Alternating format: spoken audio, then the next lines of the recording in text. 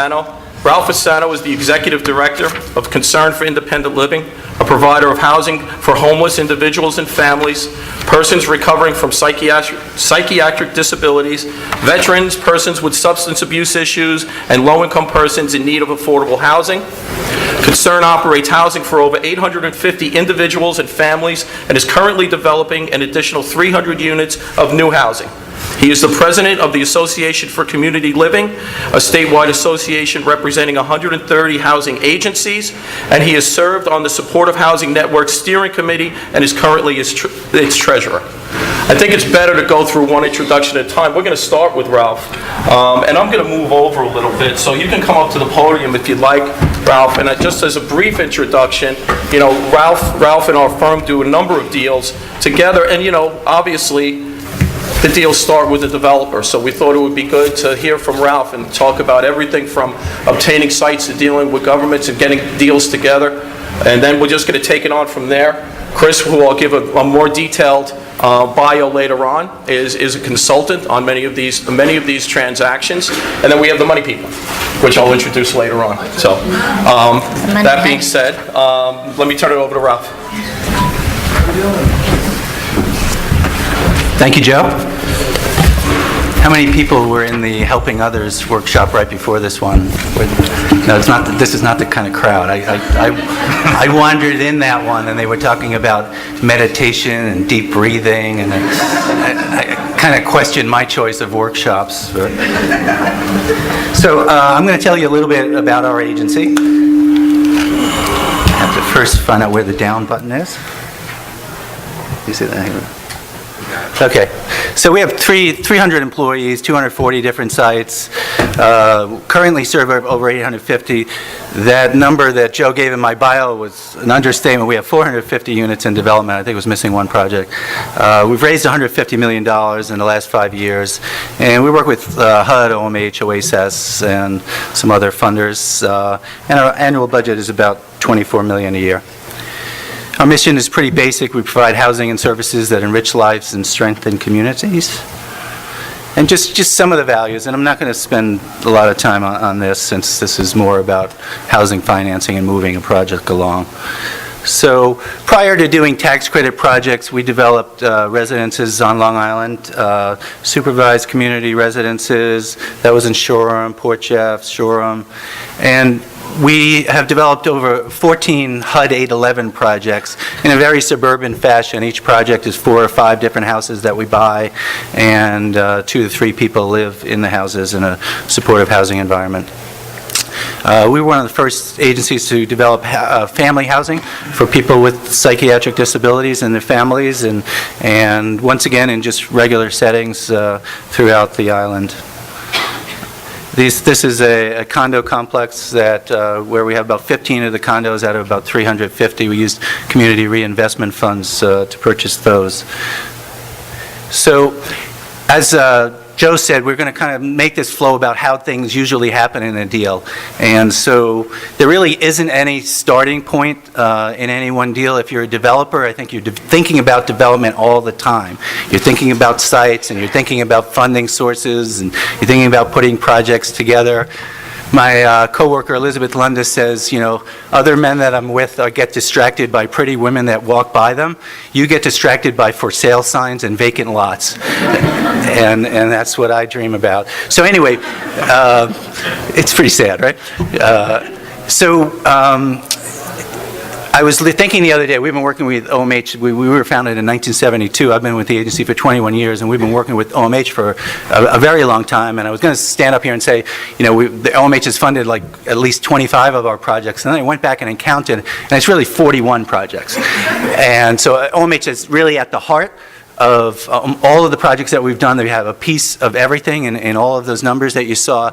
So I thought I'd jump right now over to Jim Lipoli from OMH, because it usually, whereas it doesn't really start with the RFP, the thinking starts before that, but it really starts to get going when OMH puts out an RFP and says, we've got units available in your region, come see what it's about. And so I'm going to introduce Jim Lipoli. I'm back again. I'm the same guy as before, so no need to introduce. So how many people applied for the last OMH RFP and got the go-ahead to move forward and look for sites. So I'm going to guess that a lot of you are interested in talking about locating sites and moving that along. And just so you know where we're going with this, so I'm going to talk a little bit about getting sites. I'm going to use examples of the sites that we've developed, that we've obtained, and working with the community, which is an integral part of getting the sites and getting everything funded. And once we do that, then we put a pro forma together, which is, the development financial statement of, what our sources are going to be, what the uses are going to be. And then we go and we visit Marion, and we get her ideas on whether she thinks it's a good project, a bad project, what we could do differently. So we're going to kind of follow that flow. I'm going to talk about sites and community, and then Chris is going to do the pro formas, and then Marion and everybody else is just going to jump in whatever they want. So I think one of the most important things to being successful is developing a good development team, both internally and externally, and I'll talk about that in a little while. In order to do,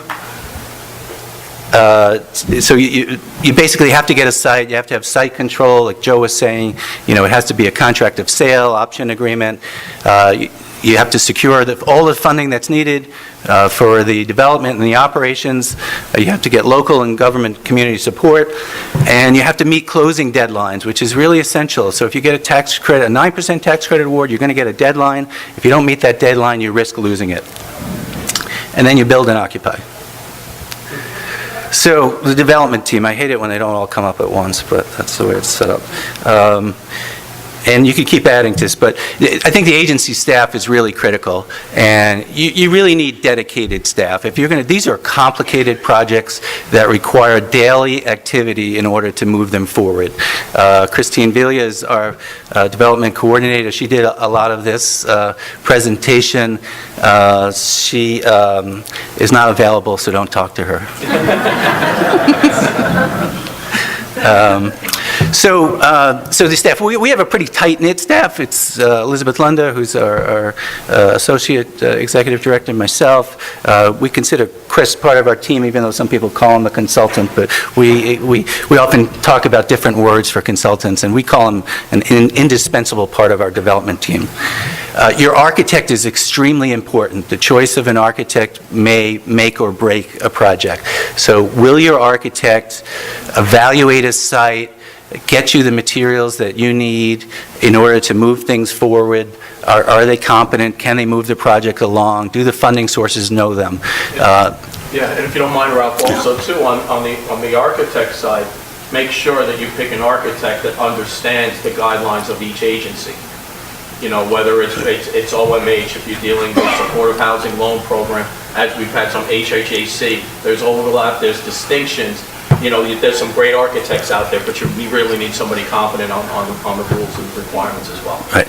And as you know, I don't know the exact numbers, Jim. Moira was talking about it a little bit before, but I think for the 700 units that are available, you got something like 2,700? Like or 2,100. 2,100. We had the capital to do it, we could do 2,100. And we wish we got it, but we only have 700. And so there's agencies out there looking for sites, and the ones that come in with 700 feasible units, they're going to get them, and then the rest are not going to get funded, most likely, unless there's more funding that comes on down the line. So you want an architect and a development team that can respond to the timeliness. So you want to talk to the architect and say, what's on your workload now? Are you going to be able to devote the time, put together a feasibility study by such and such a date? Ask them when they can do it, and then tell them they have half that time.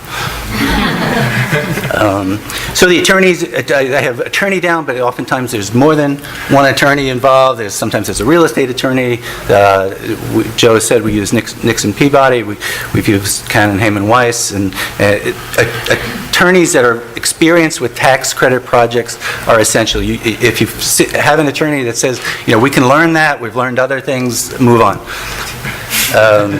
Consultant, contractor is essential. So the contractor that you're putting numbers together as you're doing things, you want somebody who's experienced and reliable, who has a financial structure that works. That if they're late, if you're late on a payment, that they're not going to fold.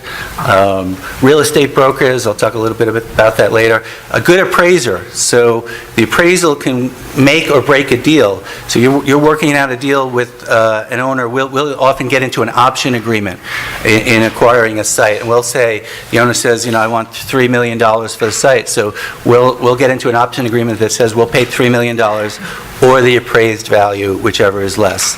So you want the appraiser to be able to do a quick job, an accurate job, an environmental expert, and we'll talk a little bit about that later. So getting sites, just some techniques, find some good brokers. And today the market is so intense that brokers will interview you. Chris and I laughed. We were interviewed by a broker last year at this conference about whether they would work with us. And usually brokers will work at anyone that's looking for a site, but they don't want to waste their time. They want to be with a competent organization that's going to get to a closing. Talk to everyone about this, that you're looking for sites. Sometimes sites just develop. It could be somebody not involved in real estate who has a friend who has a piece of land who has just gone on the market. You'll see this in the examples later on. When you meet property owners, you may not be able to pay the highest price, but you might have some complementary things that help them meet their needs. Be prepared to pay for an option agreement, and be prepared to pay more than the appraised value. Now, I say that, and I have to say that we are not asking the state to pay more than the appraised value, because they won't. But in today's market, sites are going very quickly. So I'll talk a little bit later about a specific site that we paid more than the appraised value. And so you have to be willing to use a portion of your developer's fee to purchase the site over and above the appraised value. So Christine, as much as I praised her before, she has a funny sense of humor. I had this presentation. I asked her to update it, and so she updated it. It said sites to avoid, and she then reminded me that we have developed sites that fit every one of these criteria. and she went and gave examples of that, so you'll see it.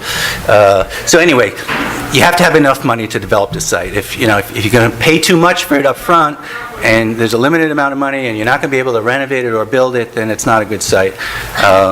Sites that require zoning changes and site plan approval, wherever it is, whether New York City or the suburbs, upstate, this requires a lot of time and a lot of energy, and you may not get there. Environmental sites with environmental problems are very critical. So she put in this bat because one of the sites that we are developing has a lot of trees, and we had to go through a NEPA process, and the Fish and Wildlife Administration said there are bats that habitate there during certain months, and you're not going to be able to do construction while they are there. And that delayed the project by about 5 months, I'd say. And but we're still in the process of developing it. We've determined that there are other places for the bats that they will habitate. It's kind of weird because you're talking to Fish and Wildlife and you're saying, all right, we really want to house homeless veterans, and they're saying, but what about the bats?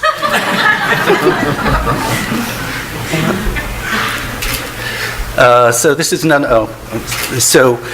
sites that will raise intense community opposition. So she put a picture of a site where the town board, and Marion knows this story well. When we were acquiring the site, the town board passed a resolution saying that under no circumstances would they allow mentally ill people to live on Main Street in Riverhead. People like that should be somewhere else. And so that's when we brought the legal team in. I was going to ask you, Rob, and how do you approach, even globally, Yeah. specifically, yes? but globally on community opposition. If you're going to get to it, then... Sure, yeah, I will get to it. And so this was an easy one because the town was stupid. They really should, I mean, they should have come and say, we don't like the zoning there for this, you know, it's nothing about your population, it's just that that's the way most towns would do it. But since they did it this way, we met with the town attorney and said, like, you know, you should just violate the Federal Fair Housing Act, the Americans with Disabilities Act. We've already purchased it. Well, we'll lose about $25 million in funding, and we will sue you, and in 5 years, you're going to owe us $100 million. So about 4 months later, they passed a resolution supporting the project and saying that they would do anything to expedite it. Another sites where there are Nike missile silos, right? So we're developing a site in Amityville that was a former military base where they had Nike missile silos there, but it will open next month. So there's sites with unusual features. So now I'm just going to run through some of the site acquisitions. So our first tax credit project, there were 3 adult homes on Long Island that were in the process of closing or wanting to close, and this one was a family lodge, and he was trying to sell the property. He wanted $2.5 million. The appraisal came in at $1.5 million, and he was having a hard time referring people out that were living in the adult home. The state's very strict. The Commission on Quality Care was in effect at the time. The health department, OMH, would not let him just close the doors and set people out. And he couldn't. He had a difficult population. He couldn't relocate them. So we couldn't come to a deal on the price. And it was like 2 days before we had to. It's actually 1 day before we had to submit the tax credit application with site control. And we had no contract. We had done a lot of work on it. And I called him as a last-ditch effort, and I said, is there any way we can make this deal? And he said, I tell you what. You come in, take over my place, take over the adult home, refer all the people out, get the state off my back, and I'll give it to you for the $1.5 million. So I said, great, it's a deal. And I went back and told my staff, we're going to start running an adult home next week. And their jaws dropped, and they said, we don't know anything about running an adult home. And I said, nobody else does either. I've been to a number of them, so you will do great. And this is what it looks like today. This is Pollock Gardens. Just some of the interior. I'll go through this quickly. So then the site that you saw before, the Riverhead site with the town opposition, he called me soon after I made this deal and said, yeah, I've got an adult home too, and I'm closing, would you like to get together and talk about buying my place? And I said yes, and I met him within a half hour, and we had a handshake deal by the end of the meeting, and so we purchased that. And then a third adult home operator called me and said, I'm closing my place too. So back to the zoning and other things, these were developed as CRSROs, and on Long Island, zoning is really difficult. You can't get zoning changed. We couldn't have just done housing here, and so initially the towns were saying, well, you're not really zoned properly. And so we looked up the adult home regs, and we looked up the regs from OMH, and we said, these are pretty similar. They don't operate the same, but they're pretty similar. So we made the argument that the zoning stays the same, and they did at these sites. So we converted that to this. And, part of the work with the community is, you'll see some renderings later on, but this is what it looks like now. It's vacant, the windows are broken, this is what it can look like, and you go back and forth and you work on convincing the community. So we applied for the New York 3. This was, we had been on Long Island exclusively until that point, and New York 3 came out, and there was how many units? Thousands of units. It was 925 adult and 200 young adult, 1125 from us. Okay. So we came into the city, we filled out an application, we got to go ahead to look at sites, and this was a time when the real estate market was collapsing. There were people trying to build condos, luxury condos, projects that were in development, and they couldn't get the financing for it. And we had some financing, so we found 3 sites, and we went and met with Karen Abbott, our good friend, and I believe it was Anne-Marie, and we said, we've got 3 sites, which one would you like us to develop? And she said, well, no one else has come in with sites yet, so why don't you try to work on all 3 of them? And we were delighted to do that. My staff were not delighted, but I was. So this is our McDougal Street. Just the community work on this, we did very little community work. We went to a town, a city meeting, a community board meeting, and we were meeting the people for the first time, and they listened to us, and they were very nice, and at the end of the meeting, the chair came up to me and said, "You people seem really nice, and you should continue what you're doing on Long Island." And they voted 20 against and 1 abstention, so we were really encouraged by the abstention. So second building, this was going to be knocked down. There were going to be luxury condos. It was part of St. Mary's Hospital Administration buildings. And we decided to do the community work a little bit differently with this one. I'm glad to see that Andrea Hartnett-Robinson is in the audience. And she taught us, like, what are you guys, nuts? You can't just go into a meeting and just meet 15 people and expect to win them over. You have to meet each one of them individually. You have to spend the time. Fran Ryder was saying this morning, community work is really intensive. It's very laborious. You have to meet everyone. So Andrea, by the time we would walk in to a meeting where they're voting, she would know that the person got new shoes in the past week and where they shop and how many kids they have, and they'd be familiar with us. And it takes that level of commitment and time to really win over a community. But nonetheless, we went into this community board, and there was some pretty fierce opposition. There was a turning point in the meeting where, do you mind if I say this, Diane? I didn't know you were going to be here today. I was going to tell a story anyway. So the meeting was it kind of got a little vicious. We had some supporters, some people not supporting us. And Diana stood up and said, I'm part of this community board. I have been for some time. And you're using language like, we don't want those people moving in here, and what are those people going to do? And she said, you're talking to me. I live in supportive housing, and I'm a member of this community board. And, I am in recovery, and don't talk about those people. And this is what's needed in this community. And the meeting turned. It really turned. It just, people got support. And we won community board support, and I thank you, Diane.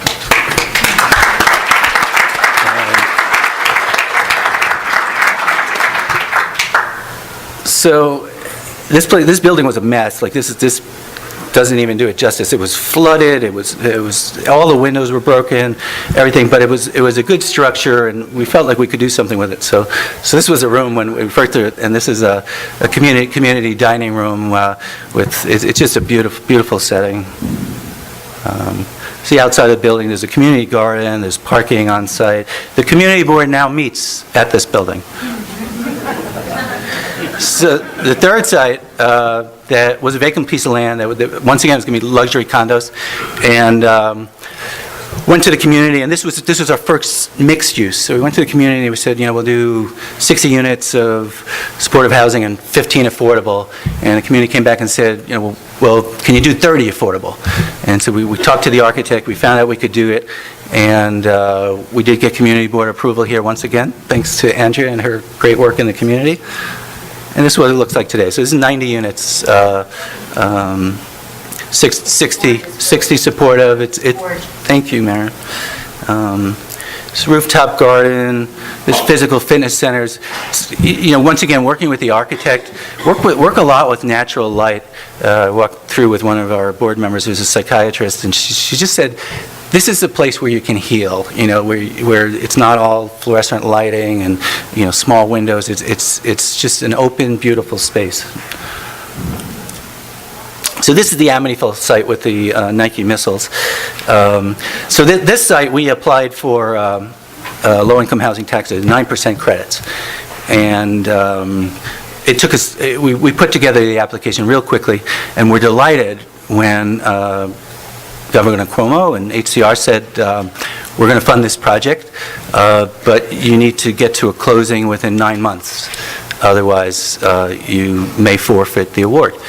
And so we went from absolute delight to absolute horror because we had to convince HUD to approve the project. They had they usually take 6 months in their review.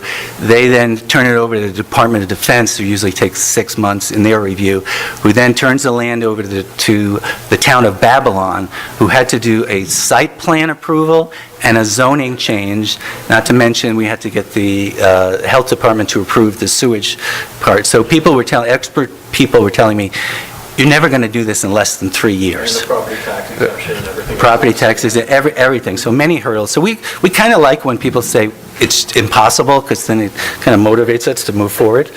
Hey, So, can we stay on that one for a Sure, minute sure. before we get to the policy? Okay. If you want to change the slide, you can. Okay. Let's talk a little, I keep going back to timing, because it's important, because everything out, I think everybody's concerned about timing. And Chris, I'm going to bring you into this one, if to talk about some of the numbers and some of the timing when it comes down to, but Rob, please, we need your help on this. Sure. And also bring Marion in as well, because if you're looking, you have this site here now, you have a couple of choices on the onset. It's obvious, you go to Jim on OMH side, you have to reach out to the locals, to the local politician, get the community support. But let's talk a little bit about the financing. Let's talk about, and Chris, bringing you into this, 4%, 9%, support of, OMH monies, what different types, what populations do you want to reach, and what are the funds available? So maybe, Chris, if you can sort of give a little bit of an overview of Ralph stay involved, and please include the HFA can I discussion. just suggest I get through, because he's got slides about this, like right after. Oh, do it then. Okay, Yeah, so that's fine. Okay. I'll wrap this up, and he's got slides about it. So anyway, I'm just a little worried about time. Okay, yeah, I'll wrap up quickly. So anyway, part of the recommendations was get local politicians. So we went to Senator Schumer's office, and he said, so this is housing for veterans, and the thing that's not going to delay it is HUD and the Department of Defense and the town of Babylon. And he basically said, I recommended Sean Donovan for the HUD secretary to the president. I think I can call him.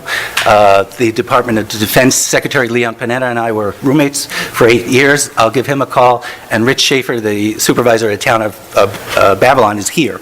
And so basically he said, we're going to do this in 9 months. People say it's impossible, we're going to do it in 9 months.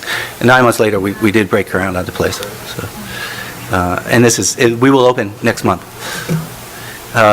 This is site, some of you were here for the bond, this was the Norwood Terrace site. So sometimes finding a site is really difficult, sometimes it's hard to do on your own, so sometimes the thing to do is joint venture. And we have one for-profit developer in here, so I just saw one site, Ken, right? So find, if you can't do the site thing, then the site thing is hard to do, find somebody else who can and team up with them. This is Norwood. This is a site that we're paying $300,000 more than the appraised value. And I spoke to a good friend who's a financial expert, and I said, let me pass this by you. It's like we're going into this year. We're going to use $300,000 of our own money, but the developer's fee far exceeds that, and we really think we can do it. And we're going to provide really wonderful housing. And I said, what do you think? He said, well, it's a no-brainer. He said, if you're going to be able to do it, and you're going to be able to get the developer's fee, and it's going to be more than what you're laying out, significantly more, then just do it. It makes a lot of sense, and it meets the mission. So act like a developer. So I had a meeting with Marion at one point, and we were on the supportive housing network is comprised mostly of not-for-profit developers and providers, and so we're always advocating for the not-for-profit developers. And so I had a meeting with Marion where I asked her, is there anything you can do to make it easier for us? As nonprofits, we don't have the advantages that for-profit developers have. And she told me, well, just be a developer. They do what they do. Save your money, acquire sites, save the money from the developer's fee, acquire other sites, and be a developer. There's no reason why you can't be a developer similar to the non. And that had a tremendous impact on me in just motivating me to move forward. So this is that warehouse site that what it will look like under construction now. And then 2 projects on Long Island. This is Ronkonkoma, 30 homeless veterans, 30 affordable apartments. Just talking to our lawyer, and he said, hey, I got this person with 6 acres of land. He's trying to sell it. Long story short, we worked out a deal, and this will be veterans housing. And then our last project that we're working on is an open field in Middle Island, New York, that was in bankruptcy court. A developer came to me and said, I was working on this, but I really can't pull it together. I can't pull all the funding together. And the bankruptcy court is looking for a deal. So we worked out a deal with the owner. The bankruptcy court approved the deal. But by the time we had to purchase the site, the OMH RFP didn't come out yet, and we had no other funding. So we were out there trying to get a bridge loan to buy the site, and we were kind of reminded by the people who were looking for bridge loans from that this is a bridge to nowhere. Like, you have no funding in place. And it was like, but we think we can get it.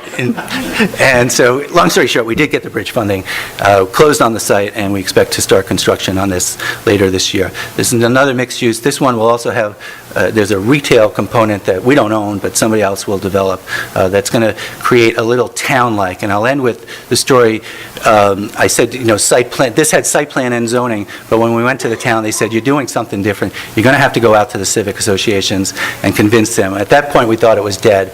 We met with the civic associations, and what they really wanted, they really want this center of town, and they can't do it unless somebody builds a sewage treatment plant. So we are building the sewage treatment plant in which the other developments around can use, and there will be a center of town, a walking, smart growth friendly facility in Middle Island now that meets their needs. When I met with them, they talked so much about the architecture and so much about other things. They looked at each other, two civic associations, and they said, I think we can support this. We'll finally get this project off the ground. And they said, what do you need? I said, well, we need a letter of support. And they said, fine. They were about to leave, and I said, you know what, I can't let you go. You didn't ask a question about the population, about what's supportive housing, what is mental illness, and they said, yeah, we saw that. Can you describe a little bit about that? And we did, and we had a good conversation, and they still wanted the project. So I think we're making a lot of progress in that front. George is making faces because she knows Long Island, and this doesn't happen on Long Island, and so anyway, I'm going to move on. These are Chris's slides, and so now we're moving along the path. And to Joe's question, all right, how do you decide 4%, 9%? How do you put this pro forma together so we can go and meet with Mary and say, hey, we got a live project here?